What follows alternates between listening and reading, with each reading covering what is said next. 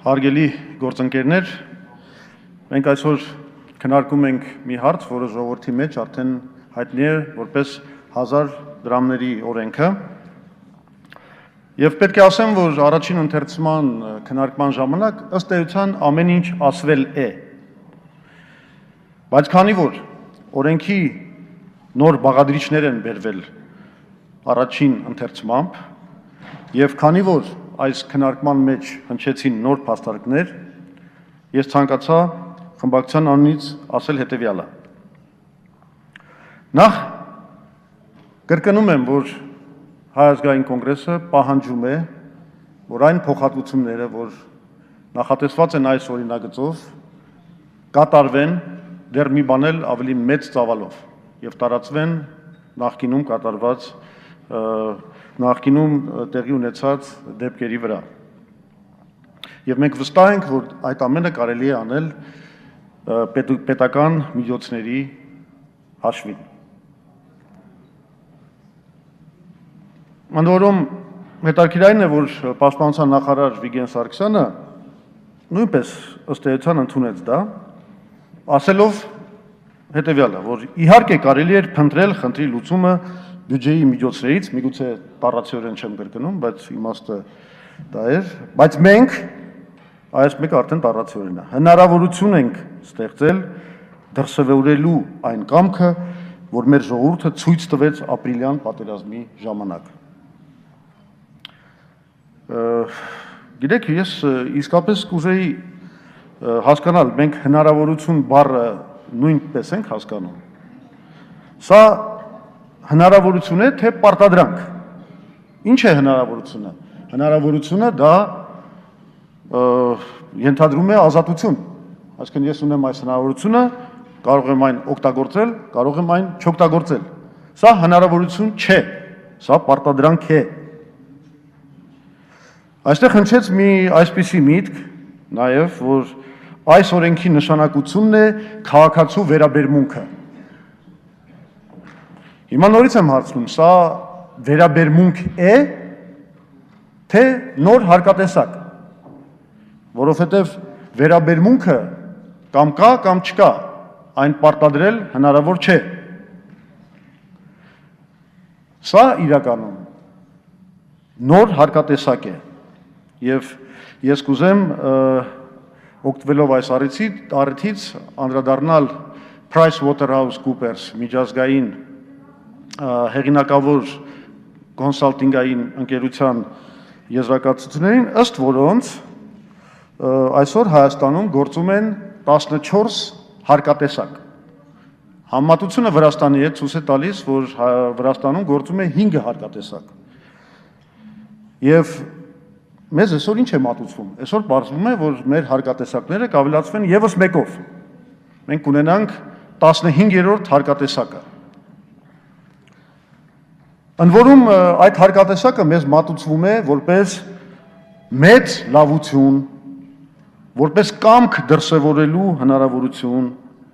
որպես քաղաքացու վերաբերմունք ցույց տալու հնարավորություն, բայց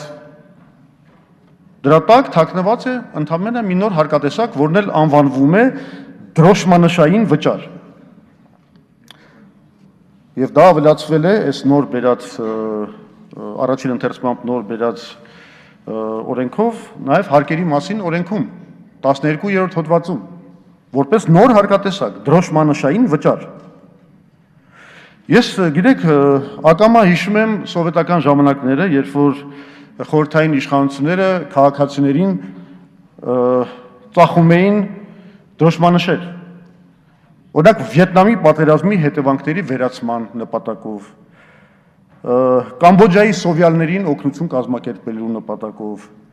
Կարմիր խաչին աջակցելու նպատակով։ Հիմա Սովետը իհարկե դա անում էր պարտադրելով, թեև դա ներկայացնում էր որպես կամավոր։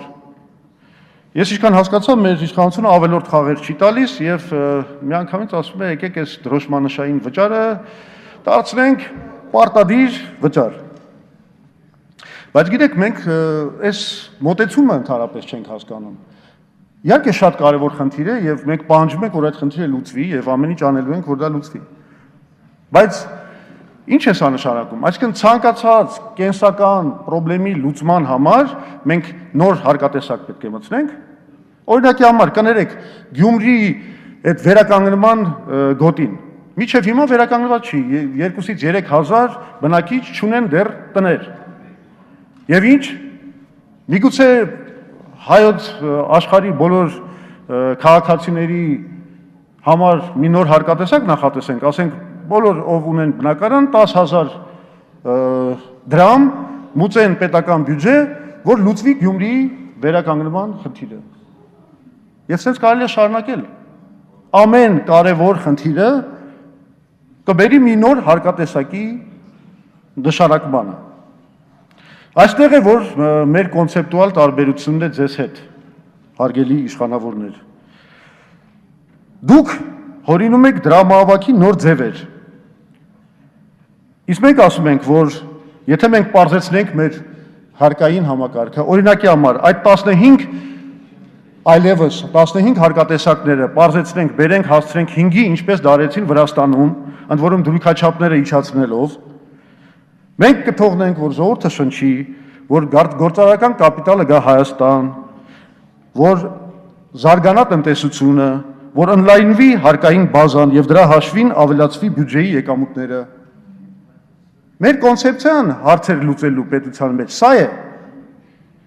Ոչ թե ամեն մի խնդրի համար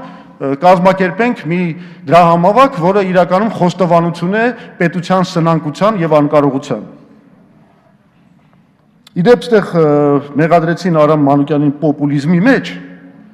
ուրեմն եթե պոպուլիստ լինեինք, մենք ապրիլի 2-ին չէինք անի մի հայտարարություն աջակցելով միասնականությունը պետության մեջ եւ բանակի շուրջ համախմբվելը, որը մեզ ընտրազանգվածի առումով բավականին թանկ գին նստեց։ Բայց մենք գնացինք դրան, որովհետև մեզ համար կարևորը պետական շահն է։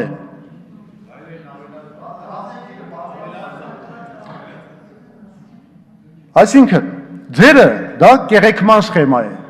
մեր առաջարկվածը դա զարգացման սխեման է։ Եվ եթե միասնականություն եք փնտրում, պարոն նախարար, միասնականությունը կարելի է փնտրել միայն զարգացման եւ արդարության կառավարման մեջ, ոչ թե այն կառավարման մեջ, որ այսօր գոյություն ունի Հայաստանում։ Իսկ ինչ վերաբերվում է այս օրենքի քվեարկությանը, մեր թշնամիների հետևելուն, դրա մասին շատ ակնարկվեց։ Ես դες կասեմ, որ ավելի լավ է մտածեիք, որ այդ նույն թշնամին հետևում է, թե դուք ինչ օրենքներ եք բերում ազգային ժողով։ Այս ձեր բերած օրենքից թշնամին հասկանում է, ինչ վիճակում է գտնվում մեր պետությունը։ Բա դրա մասին չեք մտածում։ Ինչ եք սենց օրենք բերում։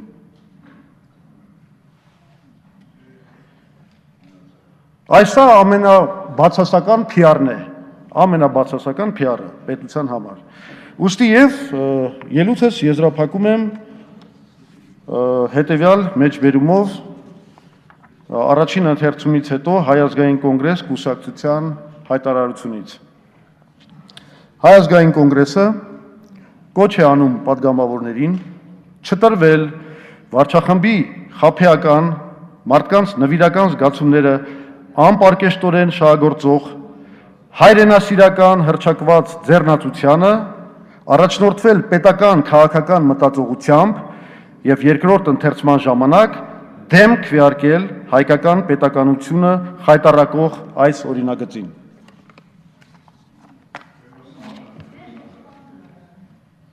Փաստորեն դեմ մարդ կար։ Հայաստան